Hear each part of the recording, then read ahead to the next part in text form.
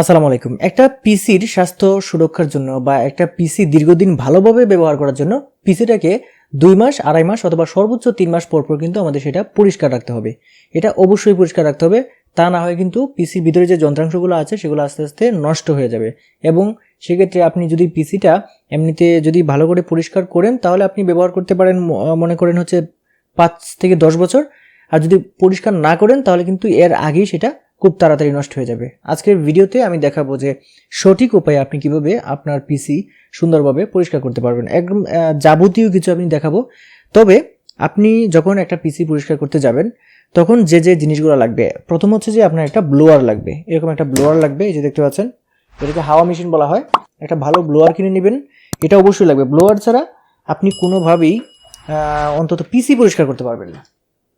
তো প্রথমে আমি ব্লোয়ারটা দেখালাম। ব্লোয়ারের ছাড়াও আরও কয়েকটা জিনিস আছে, আমি সেগুলো দেখাচ্ছি। আমি ব্লোয়ারটা রেখে নিলাম। তারপরে আছে হচ্ছে থার্মাল পেস্ট। এই দেখতে পাচ্ছেন থার্মাল পেস্ট। এই থার্মাল পেস্টটা আপনাকে লাগবে, কারণ হচ্ছে থার্মাল পেস্ট আপনি যখন পিসি একটা ওই প্রসেসরের উপরে যে ফ্যানটা আছে, ফ্যানটা খুলে এটার ভিতর প্লাস নিচের যে প্রসেসরটা আছে, প্রসেসরের আশেপাশে যখন আপনি করবেন তখন প্রসেসরটা নতুন করে ইনস্টল করার সময় প্রসেসরে কিন্তু থার্মাল পেস্ট অবশ্যই দিতে হবে। আর এটা অনেকেই এটা ভুল করেন যে যখন আপনারা পিসি পরিষ্কার করেন তখন প্রথমবার যখন আপনার পিসিটা যেখান থেকে আপনি বানিয়ে এনেছিলেন সেখান থেকে কিন্তু থার্মাল পেস্ট দিয়ে দেয়, কিন্তু পরবর্তীতে আপনারা যেটা করেন থার্মাল পেস্ট ছাড়াই আপনি যেটা করেন প্রসেসরটা ইনস্টল করে ফেলেন এবং সেটা ফ্যানটা লাগিয়ে ফেলেন। এটা কিন্তু খুবই মারাত্মক একটা ভুল। এতে করে কিন্তু যে প্রসেসরের যে পারফরমেন্স এটা অনেক কমে যায়। সো আমি থার্মাল পেস্টটা রেখে দিচ্ছি। ওই দিয়ে ব্লোয়ার লাগবে, থার্মাল পেস্ট লাগবে। তারপর হচ্ছে একটা সুতি কাপড় লাগবে। এটা হচ্ছে আমার সেন্টু গেঞ্জি, মানে আগে পরতাম সেটা একটু পুরাতন হয়ে গেছে। আর সেন্টু গেঞ্জির চেয়ে ভালো সুতি কাপড় আর মনে হয় না আছে। একটা সুতি কাপড় নিয়ে নিলাম। আর হচ্ছে আমি 2-3টা ব্রাশ নিয়ে নিব। এই যে দেখুন, এইরকম 2-3টা ব্রাশ নিয়ে একদম ছোট একটা, দেখতে পাচ্ছেন। আর এটা হয়তো মোটামুটি অনেক সফট। তারপরে এই যে আরেকটা, এটা আরেকটু বড়, আর এটা আরেকটু বড়। এইগুলো হচ্ছে যে জায়গাতে আপনার সুতি কাপড় প্লাস আপনার আঙ্গুল পৌঁছাবে না সেই জায়গাগুলোতে আস্তে আস্তে এভাবে দিয়ে দিয়ে আপনি পরিষ্কার করতে পারবেন। এমনকি যখন আপনি এখান থেকে মানে এইভাবে পরিষ্কার করে যখন বালুগুলো আপনার একটু এদিকে আসবে তখন কিন্তু ব্লোয়ার দিয়ে হালকা করে ব্লো মারলেই কিন্তু সেটা হয়ে যাবে। আমি দেখালাম আপনাদের প্রথমেই যে যে জিনিসগুলো আসলে আপনার পিসি পরিষ্কার করতে লাগে, আর এরপরে আপনাদেরকে যাবতীয়ভাবে কোন জায়গাটাতে কিভাবে কি করবেন একদম প্রথম থেকে শুরু করে সবটা দেখাবো, যাতে আপনি নিজেই কোনো দোকানে না গিয়ে আপনি নিজেই আপনার পিসিটা আপনার মতো করে ভালো করে যত্ন করে পরিষ্কার করতে পারেন। সো ফ্রেন্ডস, চলুন চলে যাই পরবর্তী ধাপে। বন্ধুরা, আপনারা যখন পিসি পরিষ্কার করবেন প্রথমেই যেটা আপনি লক্ষ্য রাখবেন সেটা হচ্ছে এই যে পিসি দেখতে পাচ্ছেন, পিসিটার যে পিছনে যতগুলো কেবল আছে সবগুলো কিন্তু আপনাকে ডিটাচ করতে হবে। এই যে পিসির যতগুলো কেবল এখানে লাগানো থাকে সবগুলো কেবল কিন্তু এখান থেকে খুলে ফেলতে হবে। একটা একটা করে সবগুলো খুলে ফেলবেন। আরেকটা বিষয় হচ্ছে, খুলে ফেলার পরে আপনি যেটা করবেন, পিসিটা এই কেবলগুলো খোলার পরে যেটা করবেন সেটা হচ্ছে যে এই যে বাটনটা থাকবে এটা হচ্ছে স্টার্ট বাটন। আপনার কিন্তু এদিকেও থাকতে পারে, অন্যদিকেও থাকতে পারে। এই স্টার্ট বাটনটাতে কয়েকবার প্রেস করবেন। কয়েকবার প্রেস করলে এটার ভিতরে এই যে র্যাম, তারপর বিভিন্ন সার্কিটে কিন্তু যখন আমরা এটা চালু রাখার পরে যখন বন্ধ করি তখন কিছু চার্জ কিন্তু এখানে থেকে যায়, মানে এখানে কিছু কারেন্ট থেকে যায়। এখন যদি আপনি এখানে কয়েকবার দেন, আমি একটু দেখাচ্ছি আপনাদের, এখানে দিলাম, আরেকবার দিলাম, এভাবে 2-3টা প্রেস করে দিবেন। 2-3টা প্রেস করে যদি দেন তাহলে এখানে যে চার্জগুলো থাকবে সেগুলো অটোমেটিক ডিসচার্জ হয়ে যাবে। সেক্ষেত্রে কিন্তু আপনার কোনো প্রবলেম হবে না। আরেকটা বিষয় হচ্ছে যে পরিষ্কার করার সময় যেটা করবেন, এই যে ভিতরে যে র্যাম 2টা খুলবেন। তারপর হচ্ছে আপনার যে সিপিইউটা আছে সিপিইউর কানেক্টরগুলো খুলবেন। আমি এখন দেখাচ্ছি আপনাদের খুলে।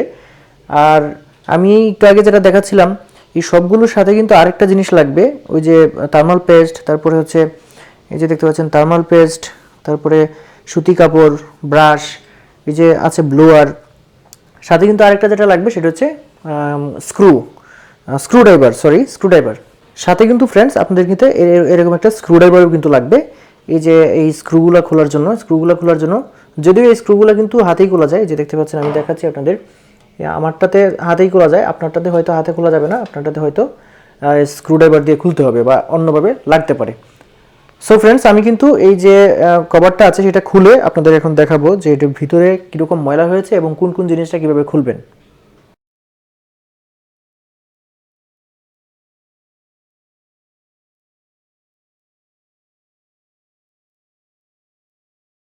বন্ধুরা দেখতে পাচ্ছেন যে আমি কিন্তু এই গ্লাসটা খুলে নিয়েছি।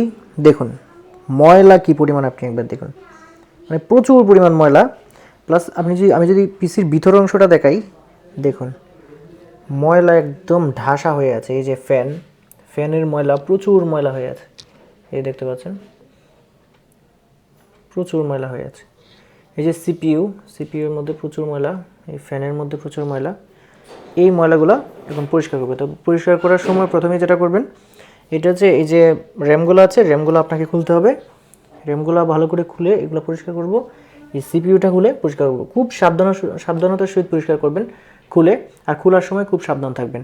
আরেকটা বিষয় হচ্ছে যে আমি এই খোলার প্রসেসটা পুরোপুরি দেখাতে পারছি না, কারণ হচ্ছে যে আপনার এক একটা মাদারবোর্ডে কিন্তু এক এক রকম সিস্টেম।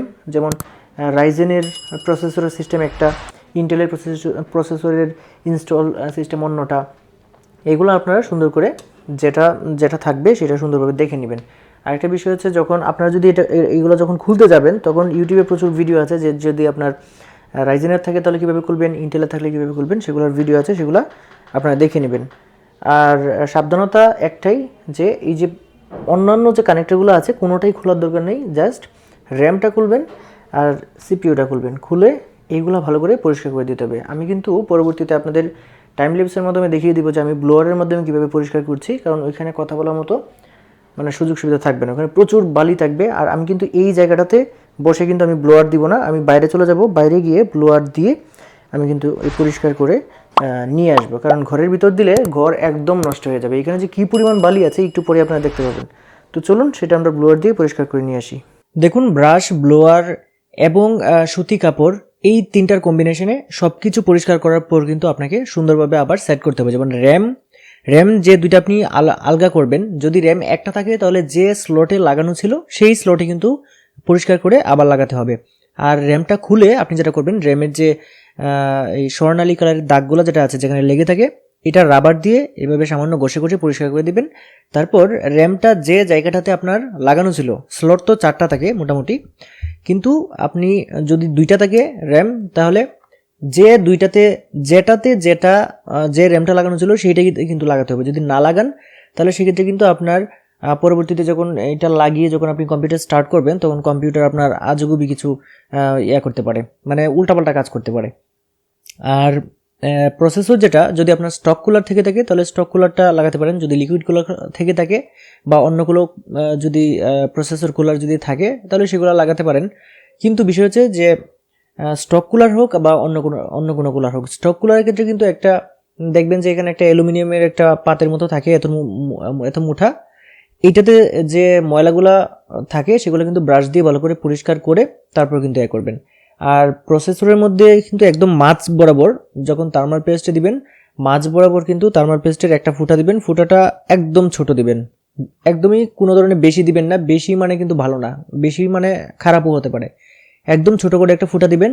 আর থার্মাল পেস্ট কীভাবে আসলে দিতে হয় অনেক ভিডিও আছে ইউটিউবে, আপনি সেগুলোও দেখতে পারেন। তবে সামান্য একটা ফুটা দিবেন, দেওয়ার পরে কিন্তু আপনি সেটা সুন্দরভাবে লাগিয়ে দিবেন। আর যেটা বলেছিলাম, অন্য কোনো তার কিন্তু আপনি কোনো জায়গা থেকে খুলবেন না, যদি প্রয়োজন না হয় তাহলে খুলবেন না। আর ফ্যানগুলো যেগুলো আছে, ফ্যানগুলো হাতে ধরে ধরে সুতি কাপড় দিয়ে এবং ব্রাশ দিয়ে সুন্দর করে পরিষ্কার করে দিবেন। আরেকটা বিষয় হচ্ছে, এই সব জায়গায় কখনো তারফিন, কেরোসিন, তারপর হচ্ছে যে স্যানিটাইজার, এইগুলা কখনো মাদারবোর্ডের আশেপাশেও আনবেন না। একবার যদি পড়ে তাহলে কিন্তু মাদারবোর্ডটা নষ্ট হয়ে যাবে। এই কাজগুলো করবেন।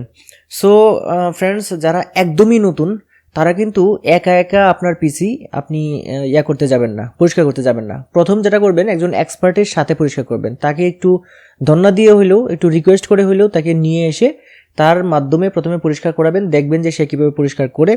অথবা ইউটিউবে প্রচুর ভিডিও আছে, সেগুলো দেখে আপনি করতে পারেন, তবে সাবধানে করবেন। এবং যেটাতে আপনার না ছুঁইলেই নয় সেটা পরিষ্কার করবেন। আর যেগুলো আপনার ধরার দরকার নাই, যেগুলো আপনার ভালো আছে, সেগুলোতে আসলে ধরতে যাবেন না। আর যে পাওয়ার সাপ্লাই যে ইউনিটটা আছে, সেই ইউনিটটাতেও কিন্তু আপনি ব্লোয়ার দিয়ে প্রথমে দূর থেকে দিবেন, তারপর আস্তে আস্তে কাছে নিয়ে ভালো করে পরিষ্কার করে দিবেন।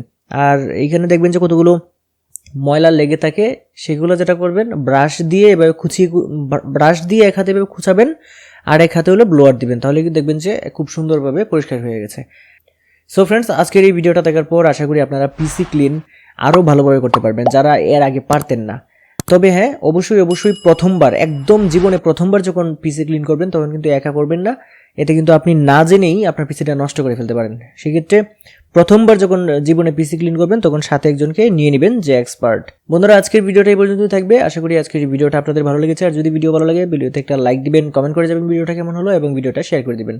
আর আপনি যদি আমার চ্যানেলে নতুন হয়ে থাকেন তাহলে চ্যানেলটি সাবস্ক্রাইব করে পাশে থাকা বেল আইকনটি চেপে রাখবেন, তাহলে যে কোনো ভিডিও যখনই আমি আপলোড করি সাথে সাথে আপনার এখানে সেগুলোর নোটিফিকেশন আকারে চলে যাবে। আজকে ভিডিও পর্যন্তই, পরবর্তী ভিডিওতে আবার দেখা হবে। সে পর্যন্ত সবাই ভালো থাকবেন। আসসালামু আলাইকুম।